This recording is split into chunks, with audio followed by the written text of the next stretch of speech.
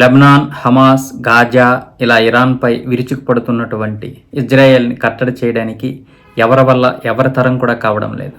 ఇంకా ఇంకా ఇజ్రాయెల్కి అనేక విధాలుగా సహాయం కూడా అందుతుంది. ఇలాంటి సమయంలో ఐసీసీ అయితే అరెస్ట్ వారెంట్ అయితే జారీ చేసింది నెతన్యాహును, అలాగే మాజీ రక్షణ మంత్రి గ్యాలెంట్కి. అయితే దీనిపైన సుప్రీం లీడర్ అలీ ఖమేనీ స్పందిస్తూ వాళ్ళిద్దరికీ అరెస్ట్ వారెంట్ సరిపోదు, వాళ్ళిద్దరికీ ఉరికంబం ఎక్కించాలి, ఉరి శిక్ష వేయాలి అని అయితే తీవ్ర పదజాలంతో మండిపడ్డాడు. కేవలం గాజా పైన, లెబనాన్ పైన, ప్రజలు ఉంటున్నటువంటి నివాసాలపైన, ఆసుపత్రులపైన ఇజ్రాయెల్ అయితే బాంబు దాడి చేస్తుంది. అది ఎవరు కూడా విజయం అనుకోరు. ప్రపంచ దేశాలు దాన్ని విజయం అని ఎక్కడా కూడా అనలేదు.